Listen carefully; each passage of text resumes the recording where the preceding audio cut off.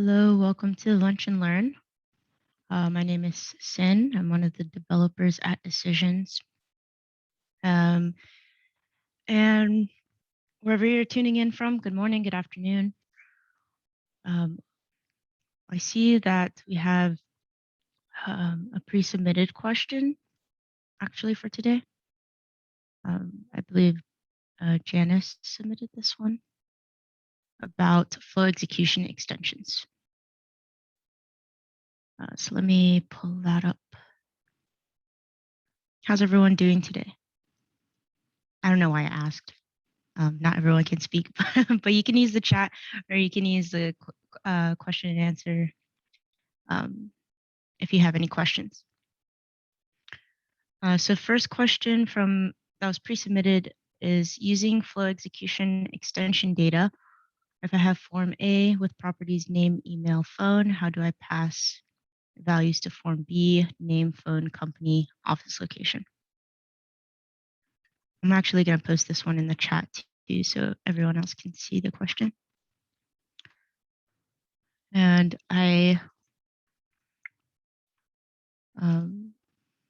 went ahead in my own studio and created some forms to kind of replicate this a little bit.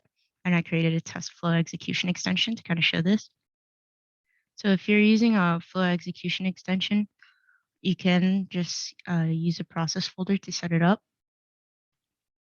I'm not sure how much you've set up your flow execution extension, but once you are using those forms for data, if you go down in your steps toolbox to user defined types, and then go to flow data extensions, expand this folder, you should see your flow execution extension in here. I called mine test FEE. And then you have these custom steps available to you for that. So after you've used the forms, you can use this save step to save the structure. So let me bring my forms in. Created a form A to describe what, or to represent what was described in the question. So I have these two forms here. And what you can do to pass the information, if the flow execution extension that you're working with already exists, for example, like if you're selecting it from a report and you have some sort of identifier available, like the ID, you can use a fetch entity step. Fetch entities, and then, or if you're selecting from a report, that entity will already be available to you in the flow. If you're doing like a flow action, but otherwise you can fetch that particular structure that you've created, your flow execution extension. And then if you want to fetch it by certain field on the flow execution extension, you can.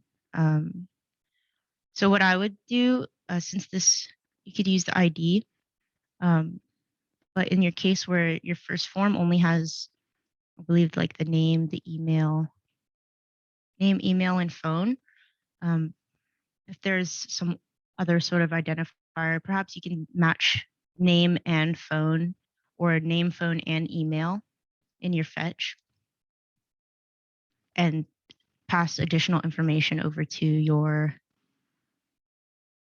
let me move these around so it makes more sense. So in your question, you have form A and you want to pass information to form B, but it's differing information.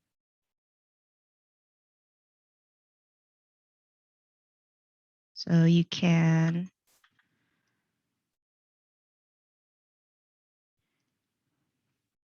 grab these items from your form A.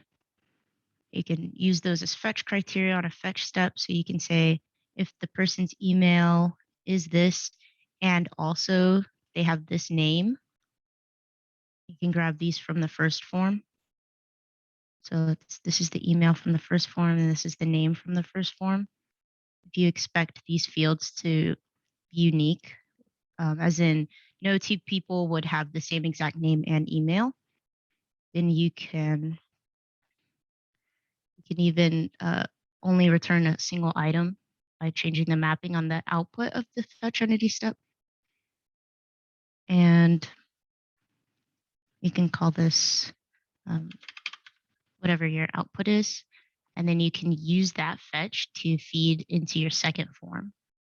So that output that I named person is of my flow execution extension structure. And I have access to that particular person based on their name and email. And I can feed in like the company that's been saved and the office location that's saved on that entity as well. So you can do that way. And then there's a second part of the question. After a form is submitted, how would you display those on another form? So similar way, let's say in this flow, we're saving the data that's, let's say these were entered, new information entered on a form, and we saved that information to our flow execution extension. In another flow, we could still just use that fetch entity step to grab whatever we need and feed it into a form the same exact way that we do here. Or like I said, if you're using a report and you have a report action, that entity will just be available in the flow for that report action, that user action, and then you can map that entity's data into your forms. So does that answer your question, Janice? Janice, sorry, I don't know if I'm saying your name right. I hope so. All right, awesome.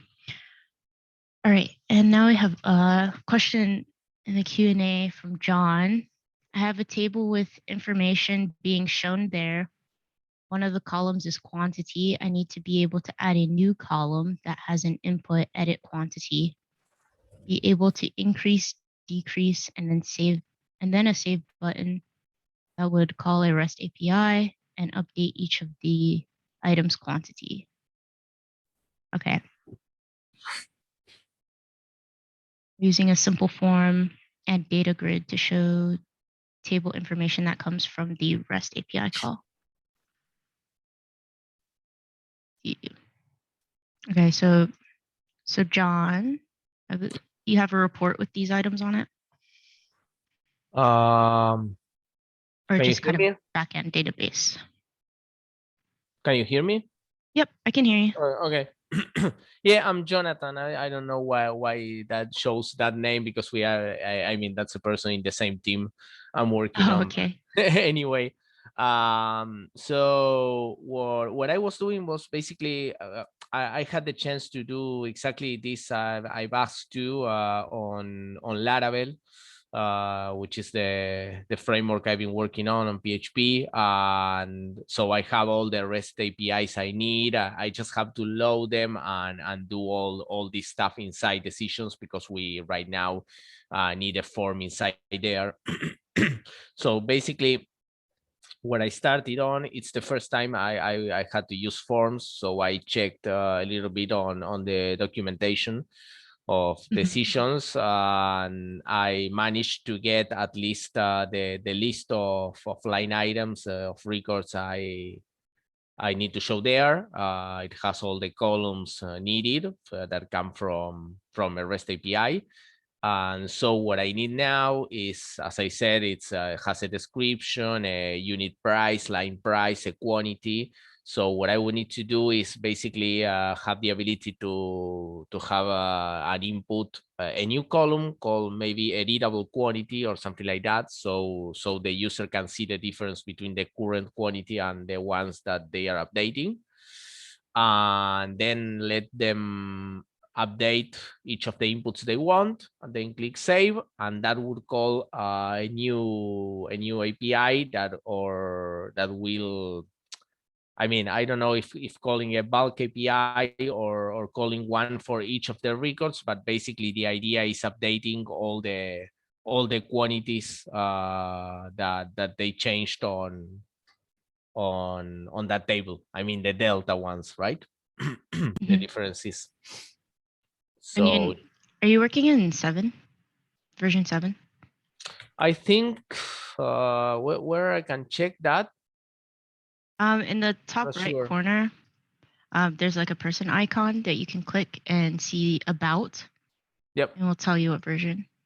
No, it's At version the top. 6. Version 6, okay. Yep. Mm-hmm. So let me go in here and try to recreate a little bit of this.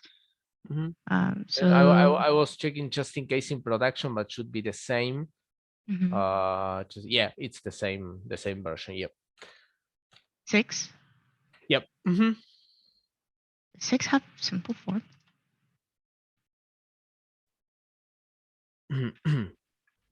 Not seeing simple forms here. Are you just looking for the default form? Yeah, the default form. Yeah. Oh, okay. That's what I meant, I think. Yeah. Mhm. Okay. Wasn't sure. Yeah. There is a new form called simple form in 7. That's why.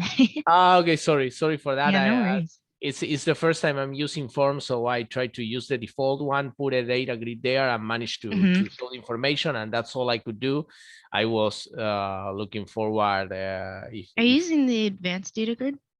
No, I think the Just simple regular one. data grid? Yeah, let me confirm, but I think it's a regular one. Yep. Let me get rid of some of these columns and rows.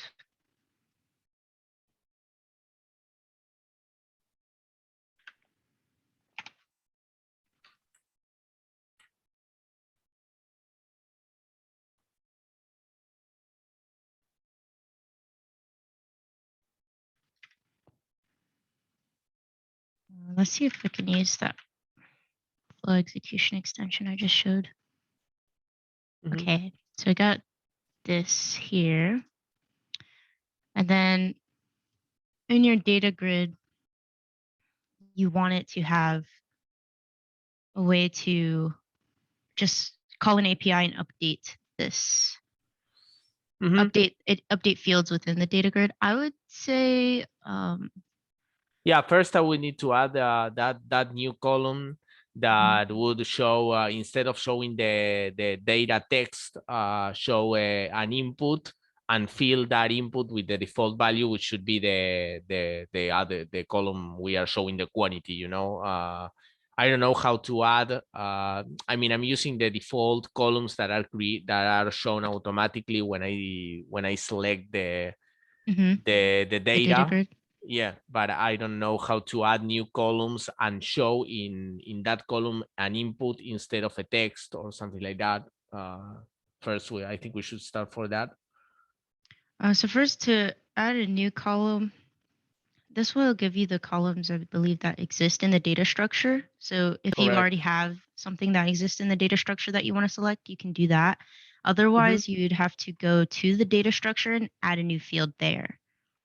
And that will, so if I leave this form, and if there's a new field that I want to add to my data structure, I would have to edit it and add it here. Okay. Yeah. So that will be how you can add it, and that will you'll be able to add this as a column to your data grid. I mean, the columns I need, I have all the data I need Okay, on awesome. the current data structure, but I don't know how to show one of those data, which in this case is the quantity, instead of showing like text, showing like an input on the data grid. So you can change. Oh, go ahead. So the main thing you're looking for is that you're trying to maybe edit a column inline on the data grid. That's correct. That's correct. Okay, gotcha. So here you could, on the output data on the grid, you could do an inline edit, and that will change. That will change what your data grid looks like when you run the form. And the other two things when you do that setting is notice how Sonali has to put in another data name because you're allowing a user to edit that data. You can also configure that you want that new edited data to be outputted into the flow. So that's something to be aware of when you use inline edit. If you use the grid only mode, it's just going to display information and you'll only have one input just to display that information. But inline edit will give you a second field, an output data name to output those edited user rows. Okay, the thing I'm not sure of, this inline edit should let you edit any of the columns that are available there on the data grid.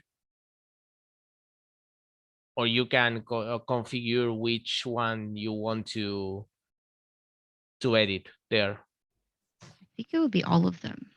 Yeah, I was gonna say, I think it's all of them. Do you have a quick test you can run, Sonali? See. No, because the issue is I don't want to. It's the other way around. No, I don't want to edit all of them. I just you want can- to edit only the quantity. No, you can mark them as read only. Oh, here we go. Sen, if you Okay. go back into the data grid, Mhm. and then you select a single column for edit, the pencil icon Mhm. is read only. Oh, there we go. Ah, awesome. Awesome. Yep, And so- that way you put in inline edit like the type and then select all the other fields as read only. So the only one that would be editable would be the one that is left without that check, right? Precisely. Mhm. Correct. Precisely. Perfect. Awesome. Thanks for that. Yeah, Mhm. absolutely. And then, you'll still have to make the edit, make the updates, associated and handle the data after the fact, but it will output the changes that were made in line to the column that you designate. Yes. Okay. Perfect. All right. Cool. All right. And- And then, mhm. Okay, so using that inline edit, you configure that on directly on the data grid, and then to call something. I mean, this button I said like a save button, and then when you click there, do something like for each of the records that are there on the table, call an API and update some information. Which is the way to go, just to have a general idea. I will go more into it, but just to have the first glance and see how I need to. What I would do is I would use an event button if you want it on the same form. Mhm. And if you have that event button here, let's say it says save or update, whatever you want it to be, Mhm. you can add a data flow to the form. So if you just click any this checkered space on your form, and then the properties will update to show where your data flows are. You can create a new data flow. And this is basically a flow that will run in the background of the form. Okay. So then you can create a new flow here. I'll create a new one. And just to clarify, this is this depends on you can go two ways about this. The data flow that Sonali is demonstrating here is if you want to run a flow while the form is still open. So since you might be new to forms, this is a very common concept called data flows. All they are is just flows that you can activate or trigger while a form is still open. If you don't need that, if the user can just commit all of their changes with a save button and then have the flow continue, and then you can, as you were talking about, you can for each, through the records and update accordingly, make your API calls, etc. You can do that, right? So there's two approaches here that I guess we're referring to. This is the data flow where a user can just, maybe they make a few changes and then they want to commit them now in the form, but then maybe they're looking at the form and they want to be able to actively make changes and then keep committing.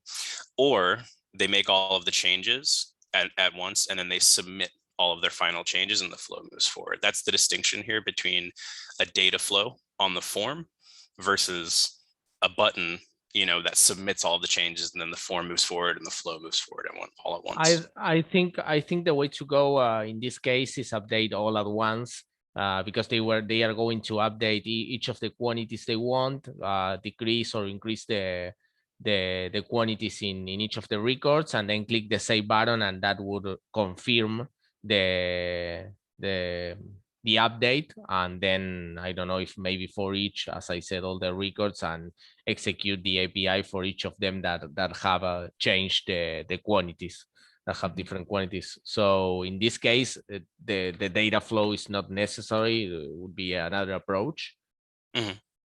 Yeah, it's good to know about. Data flows are really common for running processes on a form. But yeah, in that case, I think what you're describing sounds accurate. You know, with a for each, it depends on what your API endpoint is expecting, right? If the API endpoint expects a list of data, then you could probably just pass the entire modified list. Whereas in your case, maybe the endpoint expects a single item at a time, and then you for each and make a call each time. Okay. And for doing the for each, how I mean, I have the save button, and I should execute like a flow that receives all the data from the form, and then do a for each there and do all the stuff. Yeah, so the form is going to be in the flow. And then so because the form is a part of your main flow, then the output of the form will be your list. And so, yes, it will output the data and it'll continue in the flow. And so after the form, you could have like a for each that is after the form and then goes through and loops through each item and calls your API endpoint. That would work. Yeah. Okay. Okay. So I should put after the form in my flow. Exactly. So when you click save, it should. But the thing I'm not sure of is that when you click save, I'm not sure it would close the form. You know what I mean? Maybe you just click save, it updates the information, and it keeps showing you the form with the new information updated. So if the form isn't closed, it will not go ahead and advance to the for each step, or am I wrong with this? If you want to keep that form open, then you would go the data flow route. That way Okay. that flow can work in the background and still have your form open. And what Okay. you can do within that data flow is call the API in the data flow and then output the updates of your data grid. So that data type will update on the grid. But Okay. no, a normal button by default, the form will close. A normal, just a normal button that you click so that they submit, and the form and the flow moves forward. The form will close. They will not be able to interact with the form once they hit that button. Okay. So by default, the behavior you're looking for will occur for a normal button. Okay. Okay. The event button is the one you could use the data flow with. Because in the data flow, you'd be able to set a triggers when you click that event button, then your flow will run. Right. If you In want that the case, flow, if you want the form to remain open. Exactly. Right. The form will stay open for that design. Perfect. Okay. Okay. I think that's fine to have at least a general idea. I will continue and get back if I have more questions, but I will start looking into all this. Thanks. Yeah, absolutely. Thank and Sabrina, correct me if I'm wrong, but I think we upload these videos. So if you need to reference back on this, you can. Perfect. Alrighty. Does anyone else have a question? Want to maybe raise your hand to come off mute and ask a question, or if you want to type something out in. Yep, I see a hand raised actually. All right. Can you hear me now? Yep, I can hear you. Hi, this is JK from F. Hi. My quick question is that 618 release was released yesterday, right? And I was looking for a couple of items to be there, and I don't see them in the release notes. Can you check that for me to see if it was indeed included, but someone forgot to include in the release notes? What are the items you're looking for? Let me see if Okay, I can pull up I the have release the notes. DT number, if that helps. Yeah. JK, I can get the DT from you and pull that. Sure. Okay, the DT number is 36500. All right, give me just a second. Let me see if I can find that. Thank you. 36500, right? Exactly, and 0 in the front. I get T-036500. Yep, gotcha. Got it. Okay. Give me just a moment.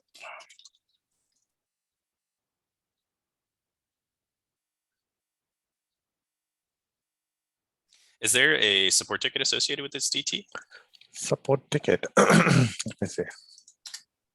It's okay if there's not. I think I can still find this thing.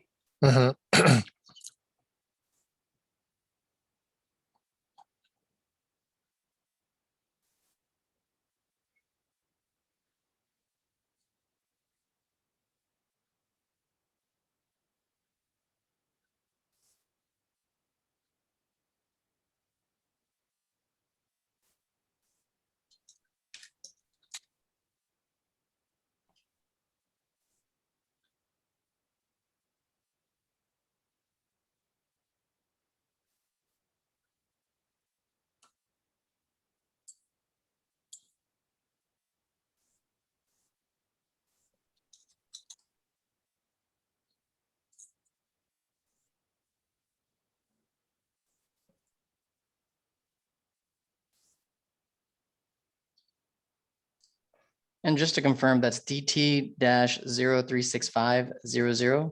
Yep. Okay. What was is there a title associated with that? Yeah, so this is in the raw SQL step. There is no provision to make that step participate in a transaction, right? So we were missing a checkbox that says, hey, participate in a transaction. So we do get that option in other SQL steps except this step, right? So that was the defect raised.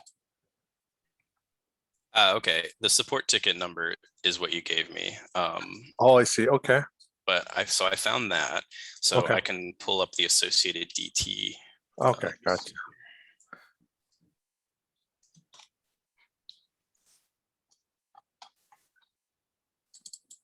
Okay, so it looks like we had communicated to you that this would be in 618. Mm-hmm. So let me confirm if that was merged into 618 for you real quick.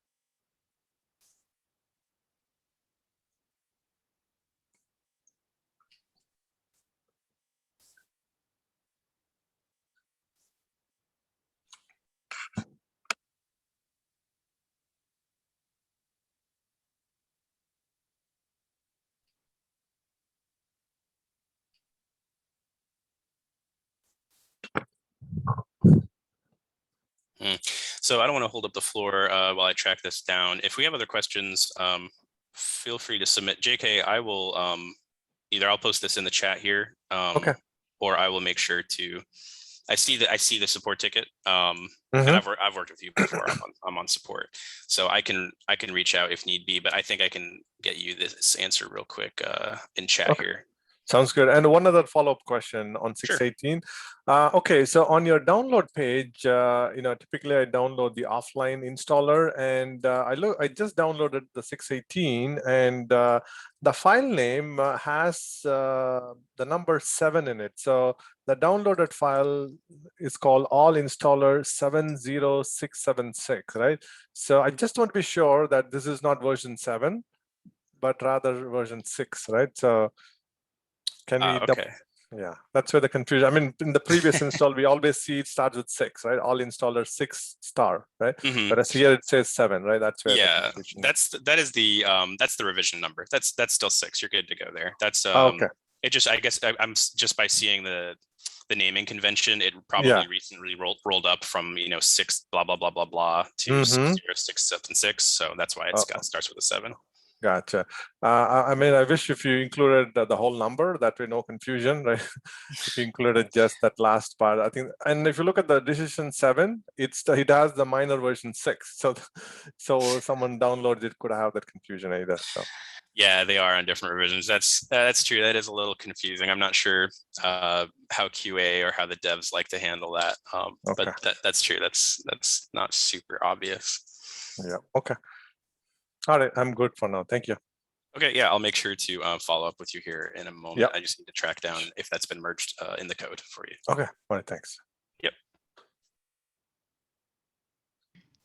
Awesome, thank you. And if anyone else has any questions, feel free to raise your hand, type it in the chat or the Q&A chat.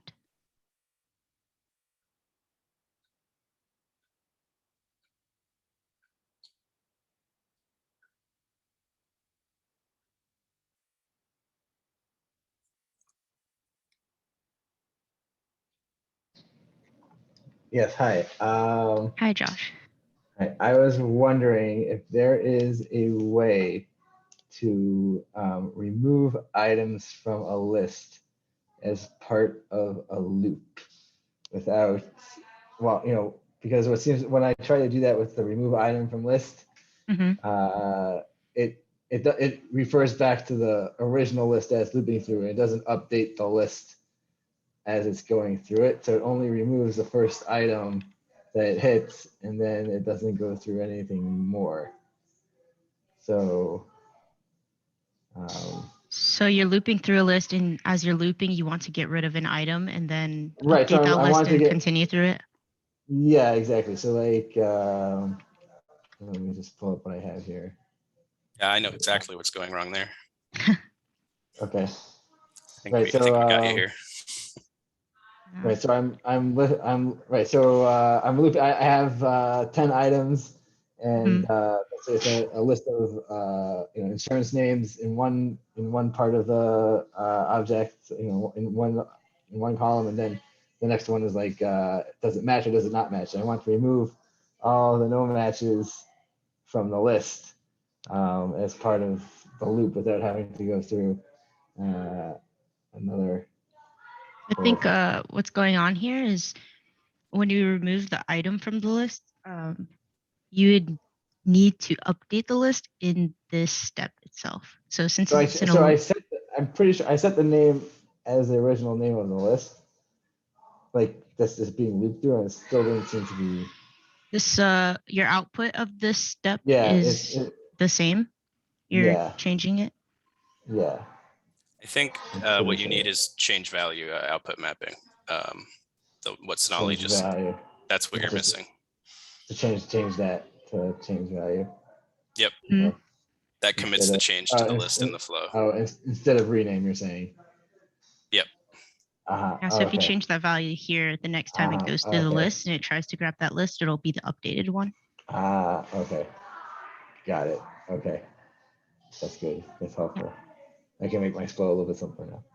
Cool. That should solve your problem. Yeah, I mean, I already fixed it myself. Do like 6 more flow steps, but okay. Alrighty. Awesome. Thanks, Josh. Thank you. And JK, I know you're probably muted, but just a heads up, it does look like we merged into 6. I'm just triple checking for you here. If I need to, I might need to follow up just so I can actually get 6 installed and confirm, or 6.18 just to confirm for you. But okay. It does look like we merged that into 6. Gotcha. Okay, thank you. Yep. All right. So going back to this example, right? So when you're going in a loop and removing an item, right, then you're shooting yourself in the foot, right? Because the for loop, it is going through all items in the list. But if you chop off some items from the list, what happens to the main for loop container? Would it still iterate 10 times? Let's say list has 10 items and you're removing 2 items. Would it still run 10 times, or will it short circuit to 8 items?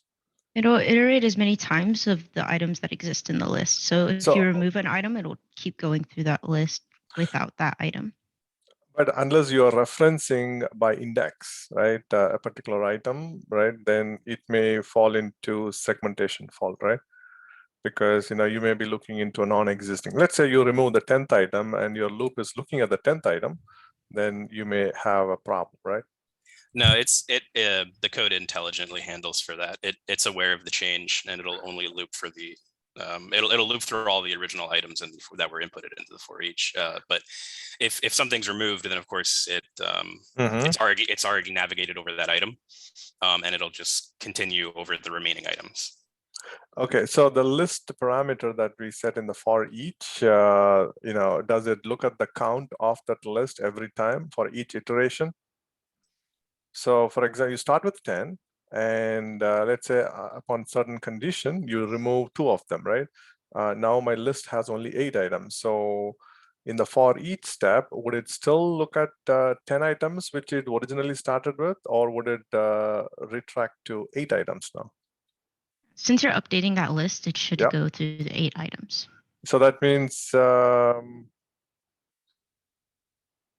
I mean, we can arrange this intelligently that way it doesn't get into that mess. I'm just wondering, in a pure sense, it may fall into the non-existing item in the array, right? If I'm just going by index. No, it's by reference, but it already by reference. Okay. Yeah, and it already looped over that item as well. So it wouldn't look for it's already it already has that as a reference that it's looked at that item.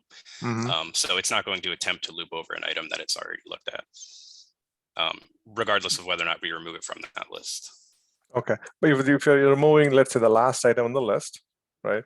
And I haven't gone to the last item yet. I'm still on, let's say, iteration 1, right? It'll still go through until 9, and 10th one it would fail, right? If I'm looking at the 10th element, because it was already removed. Yeah, I'm not sure. I mean, if you're removing an item, maybe perhaps by index or you know, something like that. But what we're doing here is we're removing the item that we're removing is the current item in the loop. So so we're not removing a different by item. index. Okay. Exactly. So gotcha. Yeah, the for each is passing the current item in. And so the remove item from list has a reference to the current item being looped over. Okay. All right.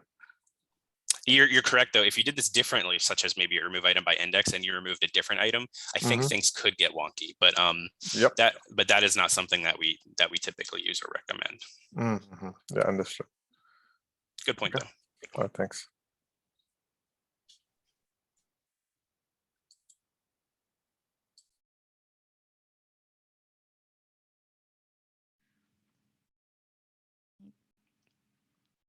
Thanks for your questions. Anyone else have something? Kevin, Scott, maybe you want to raise your hand or type in the chat.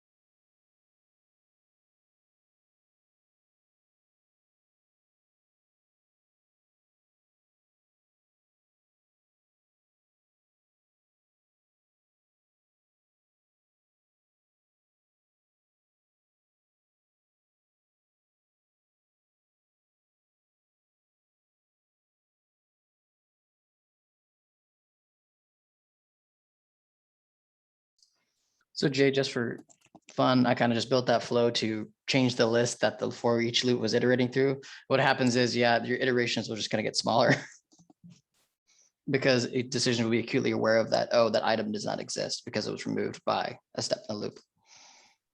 Yeah, I think the difference there was just that from a traditional coding standpoint, I think it was, well, I guess this was if we were using a different step.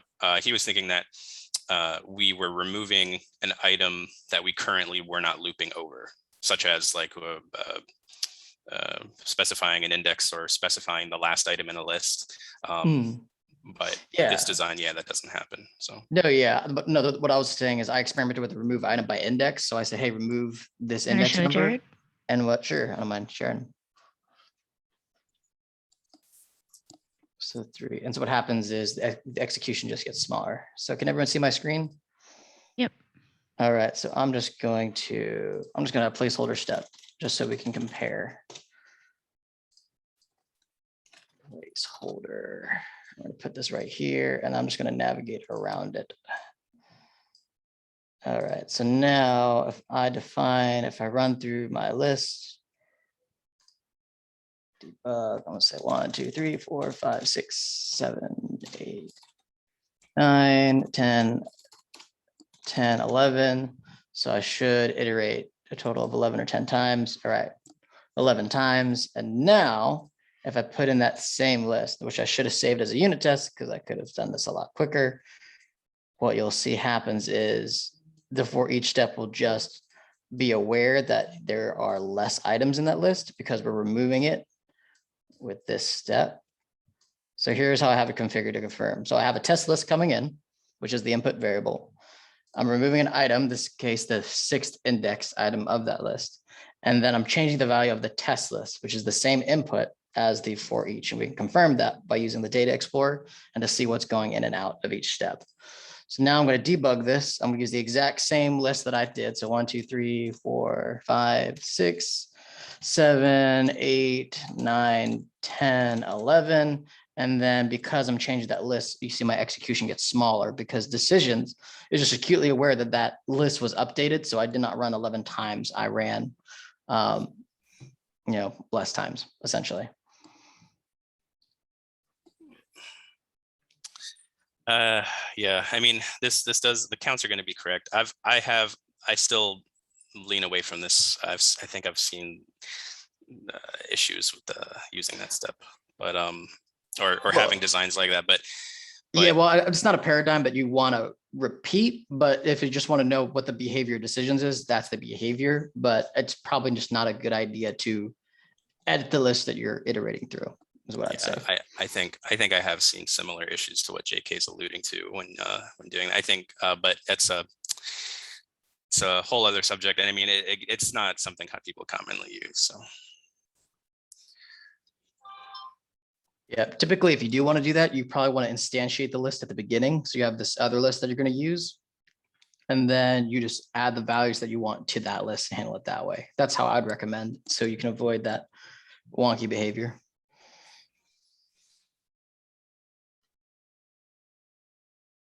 Awesome. Thanks for showing that, Jared. Yeah, absolutely. All right, I haven't seen any other questions come in, so or any hands raised. So if anyone else doesn't have any questions, perhaps Lunch and Learn ends early today.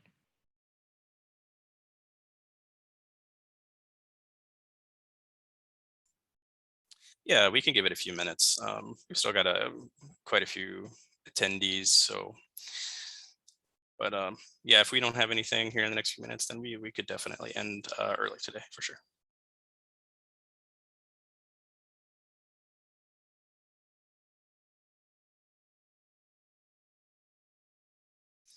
And actually, Sin, do you have 618 on your local machine? I do not. I only work in 7. Oh, okay. I was trying to Do double you? check. No, I have 7. I'm just Yeah. trying to check something. Maybe I'll check our I can test see if environment. this environment that I'm working in, I don't think it was 618 though. So I want to make sure that I can This follow is on with 612. JK, which is fine. That's I know the ticket. I can reach out outside of this. So.